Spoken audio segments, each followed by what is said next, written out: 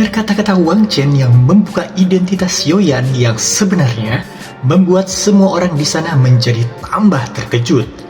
Orang yang berada di situ ternyata adalah orang yang telah membuat geger dataran tengah beberapa waktu yang lalu, karena perseteruannya dengan Fei Tian yang merupakan salah satu tetua dari Pavilion Angin Petir. Xiaoyan, benarkah dia orang yang telah menewaskan beberapa tetua elit Dozong pada saat levelnya masih doang?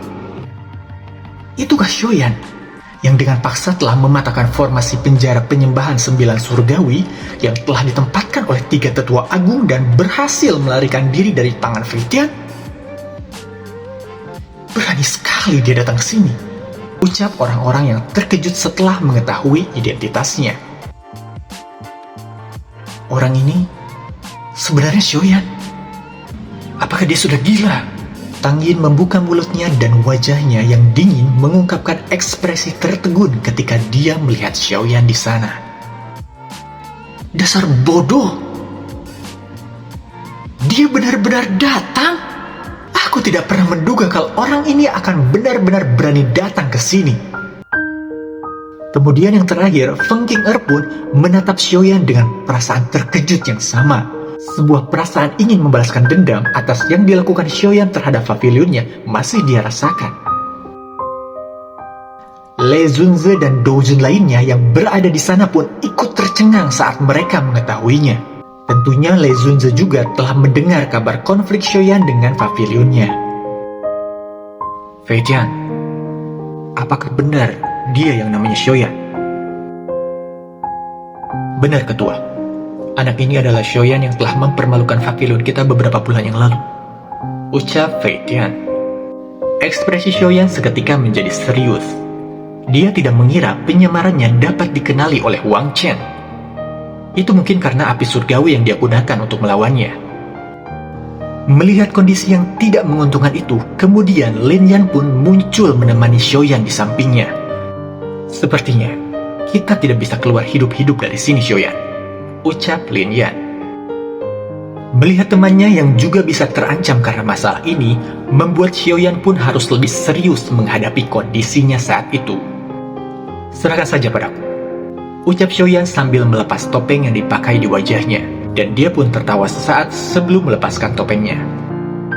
Kenapa? Apakah tetua Fei Tian berencana menyerang aku lagi sekarang?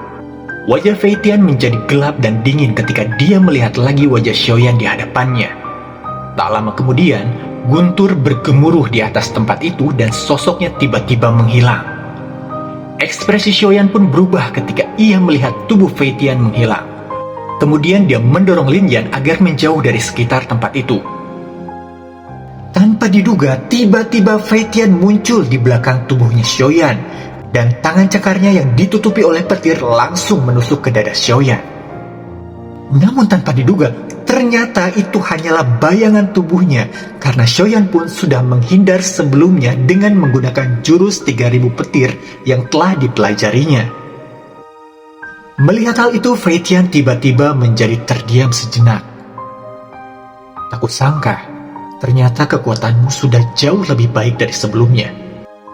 Kemudian tiba-tiba Xiaoyan malah tertawa. Dia melihat keadaan sekelilingnya dan matanya tiba-tiba tertuju kepada Lei Zunze di kursi penatua yang tampak sangat sedang serius. Alih-alih seharusnya takut, dia malah mengejek. Jika tetua Lei merasa aku ini hanyalah seorang bocah yang memiliki permusuhan besar dengan Pavilion Angin Petir, kenapa kamu tidak bertindak sendiri? Dengan kekuatan Dozunmu, si kecil ini pasti tidak akan mampu bertahan untuk 1 jurus sekalipun. Tapi, kenapa kamu harus membuat ini jadi lebih merepotkan, tetua? Kata-kata Xiaoyan serentak membuat gempar semua orang yang berada di sana. Mereka tak habis pikir. Berani sekali dia memprovokasi seorang Dozun. Walaupun dia Dozong, tapi tidaklah sebanding dengan Dozun. Namun, ada juga beberapa orang di sana yang terkagum-kagum melihat keberaniannya. Seorang elit Dozun merupakan sebuah eksistensi besar di wilayah dataran tengah. Statusnya memiliki celah yang sangat besar dengan Xiaoyan yang memang sangat sulit untuk diukur. Namun walaupun begitu, Lei Zunze tidak akan berani secara pribadi menyerang Xiaoyan saat ini, kecuali dia ingin mendapatkan reputasi membuli seseorang yang lebih muda. Bocah ini benar-benar licik, ucap Jian Zunze dengan lembut dan tertawa, sebelum akhirnya dia melihat ke arah Lei Zunze yang berada di sampingnya. Fei Tian pun mengerutkan keningnya ketika mendengarkan semua itu. Xiaoyan telah menyebabkan dia kehilangan muka karena kegagalannya menangani Xiaoyan beberapa bulan yang lalu. Tak lama dari itu, kemudian akhirnya dia melancarkan serangan kepada Xiaoyan. "Xiaoyan, lari!" Kekuatan Fei Tian benar-benar terlalu menakutkan. Meskipun Xiaoyan telah maju ke kelas Dozong, kesenjangan antara Xiaoyan dan Fei Tian benar-benar terlalu sulit untuk diukur. Lagi-lagi ekspektasi rendah diterima oleh Xiaoyan. Tapi memang secara normalnya, pada saat ini Xiaoyan tidak memiliki peluang untuk menang jika keduanya harus bertarung. Mendengarkan hal itu, terlihat Xiaoyan sedikit menggelengkan kepalanya. Karena bagaimanapun, tempat ini adalah gunung petir yang merupakan markas dari Pavilion Angin Petir. Hanya dengan melakukan pertarungan yang beresiko, dia akan memiliki kesempatan untuk hidup. Dari kejauhan, Lin Yan melihat Xiaoyan yang sedang terdiam untuk sesaat. Sepertinya dia sedang mencari cara untuk menghadapi kondisinya pada saat itu. Kemudian, tiba-tiba mata Xiaoyan melihat ke arah Feng Zunze yang sedang duduk di atas sana. Dalam hatinya dia berbicara, apakah orang ini dapat dipercaya seperti yang guru katakan? Xiaoyan secara alami tidak akan mengumumkan nama Yao Lao di depan banyak orang. Segera, dia menghirup nafas dalam-dalam dan kemudian menangkupkan kedua tangannya dan berkata, "Feng Zunze, ada sesuatu yang ingin aku perlihatkan." Feng Zunze terkejut ketika dia melihat Xiaoyan tiba-tiba berbicara dengannya. "Anak kecil, masalah ini adalah antara kamu dan Pavilion Angin Petir, dan sepertinya tidak berhubungan dengan diriku." Feng Zunze tidak mengenal Xiaoyan, tentunya dia tidak mau untuk ikut campur. Kemudian dia melepaskan sebuah cincin hitam kuno yang ditinggalkan oleh Yao Lao untuknya. Setelah itu dia melemparkannya ke Feng Zunze. Jika dia memang seperti yang digambarkan Yao Lao dan layak untuk dipercaya sepenuhnya, tindakan Feng Zunze selanjutnya harus membuktikan sesuatu. Tentu saja, jika hasilnya berbeda dari apa yang Xiaoyan bayangkan, Xiaoyan masih akan menyelesaikan masalah masa depannya sendiri.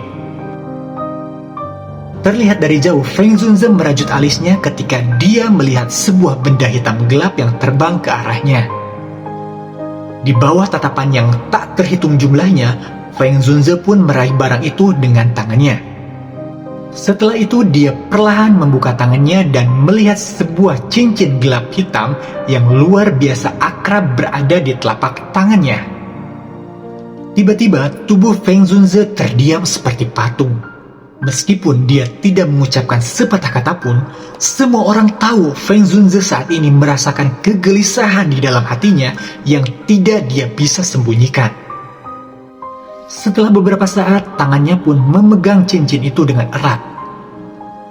Kedua matanya secara berangsur-angsur menutup dan dengan suara lembut berbicara, "Tak seorang pun aku izinkan untuk menyentuh anak ini."